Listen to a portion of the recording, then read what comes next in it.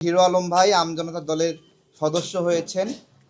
এখনও তো কোনো কমিটিতে আমরা পদ দিইনি। আপনারা একটু জিজ্ঞাসা করতে পারেন যে হিরো আলম ভাই আমরা জানতে চাই আপনার কাছে যে আপনি কেন আমজনতা দলের সদস্য হলেন? এক নম্বরের ঘটনা, তারেক ভাই আর আমার বাসা বগুড়া। আমরা দেশি ভাই, দেশের উপর দেশের অল টাইম একটা টান থাকে।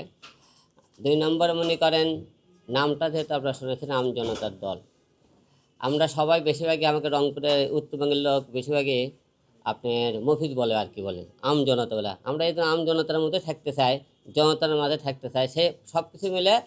আর তারেক ভাইয়ের মনে করেন যে কথাবার্তা, যে সাহসিকতা পরিচয়, সব কিছু মিলে বগুড়ার ভাই যেহেতু, সেই হিসেবে আমারও মনে করি আপনি জানেন অন্য দেখলে আমি হিরো আলম সহ্য করতে পারি সবটি কথা বলতে।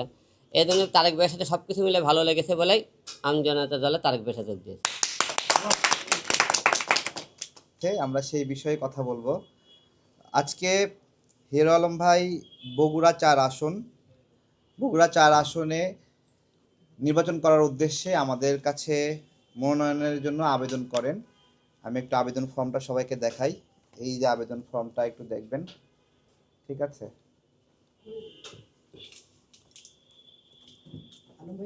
হ্যাঁ, না, এটা হলো আমাদের আবেদন করেছেন আজকে।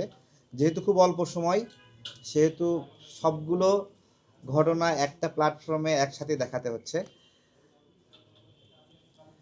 তো হিরো আলম ভাই, আপনাকে অভিনন্দন, আপনি আমাদের জন্য মনোনয়নের জন্য আগ্রহ দেখিয়েছেন। এটা হলো আপনার মনোনয়নের স্মারক, সদস্য স্মারকের মতোই মনোনয়ন স্মারক, এটা আপনার কাছে রাখবেন।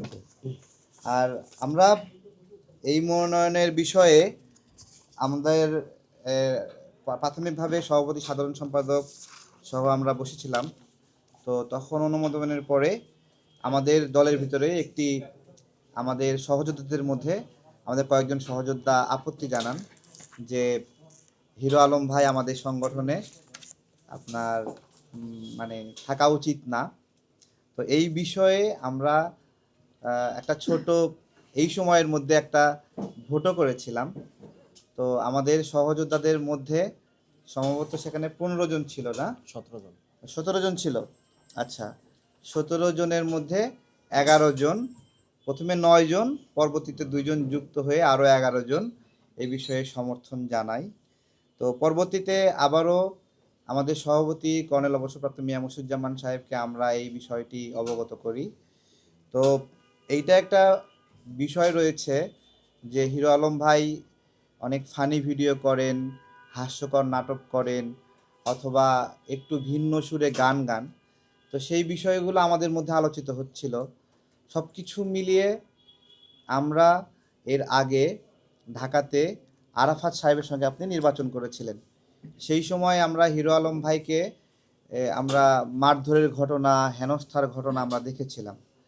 তো একটা নির্বিঘ্নে চুরির ভোট যখন করতে যাচ্ছিল, তখন তো সবাই আমরা বলি যে চুরি হচ্ছে, আর আওয়ামী লীগও বলছিল যে অংশগ্রহণ না করলে আমাদের কি করা আছে। তো সেই জায়গায় শুধুমাত্র হিরো আলম ভাই অংশগ্রহণ করাতে ওইটা একটা দৃষ্টান্ত স্থাপন হলো যে আমরা অংশগ্রহণ করলেই সেই নির্বাচনটা সুস্থ হতো, বিষয়টা এরকম না। কারণ নির্বাচন আয়োজক যারা, তারা সেই জায়গা থেকে আপনার কতটুকু ম্যানিপুলেট করতেছে সেটা আমরা দেখছিলাম।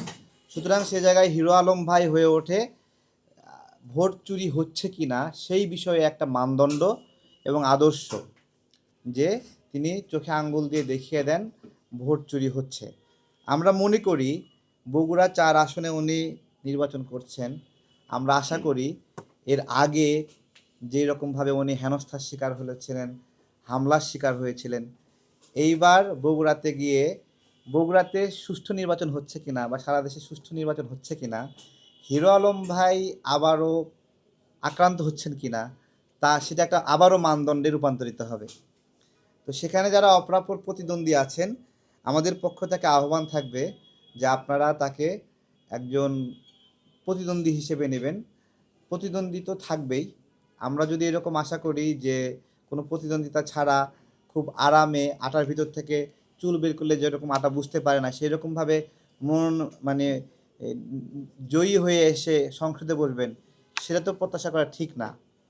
এমন তো প্রত্যাশা করা ঠিক না যে বিনা প্রতিদ্বন্দ্বিতায় কেউ একজনকে বসিয়ে দিবে, তাই না? এই বিষয়গুলো আমরা বিবেচনা করছিলাম।